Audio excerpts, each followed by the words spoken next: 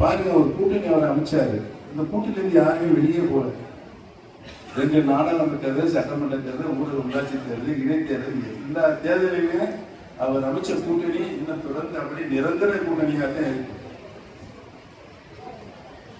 இப்ப புதுசா நம்முடைய தேமுதிக நண்பர்கள் வந்து சேர்ந்துட்டாங்க. ஏன் சேர்ந்தாங்கன்னா, சென்ற முறை பழனிசாமியோட கூட்டு வைக்கின்ற ஒரு ராஜ்யசபா உறுப்பினர் ஒப்பந்தம், எக்ரிமெண்ட், அந்த எக்ரிமெண்ட் துச்சமத்தின் வெளியே கொண்டாடுறாரு. ஆனா இவங்க எக்ரிமெண்டே போடாம இன்றைக்கு அவருக்கு ராஜ்யசபா உறுப்பினர் சொன்னா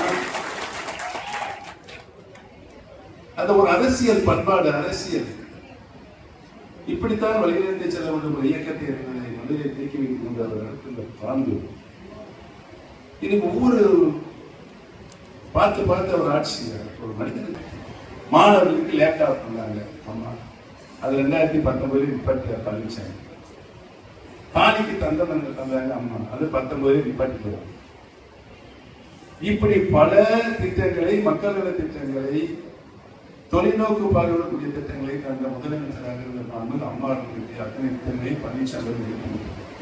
தமிழகம் என்றைக்குமே தலைகுனியாக இன்றைக்கு உலகத்தை இயக்கிக் கொண்டிருக்கிறது 9 கோள்கள்.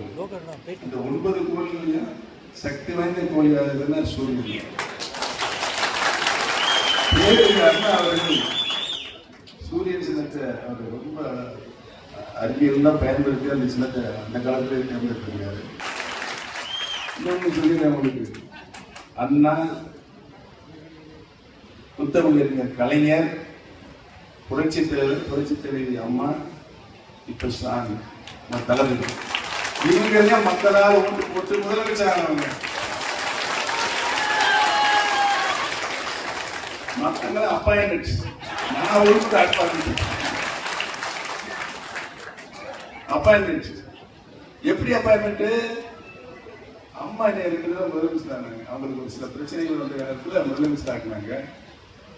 2001 முதலமைச்சர் 12 வருஷம் அவங்க பயணிக்கிறேன். ஆளுங்கட்சியில் இருந்திருக்கேன், 2006 எதிர்கட்சியில் இருக்கிறேன். 12 வருடம் கழித்து மீண்டும் அம்மா இதே தான் முதலமைச்சர் ஆக்கினாங்க. அம்மா திரும்ப வந்து இந்த சூழ்நிலை வந்தோம், அப்படியே தங்கத்தை கழிச்சு கொடுத்து வந்தேன்.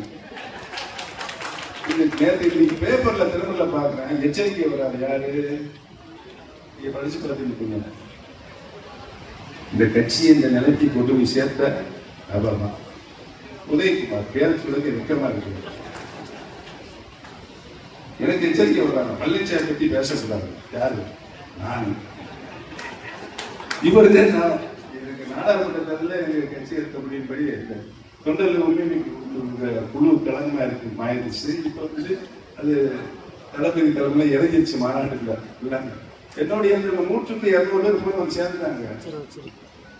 சொன்னார், ஓபிஎஸ் வாழ்க வாழ்கை, நம்மள நான் வாழ்க இல்லை, தளபதி வாழ்க்கை நீ சொல்ல முடியும். ஒரு சாதாரண தொண்டனா தான் நான் நினைக்கிறேன். முன்னேற்றத்தில் இருந்திருக்கேன். சாதாரண தொண்டன்.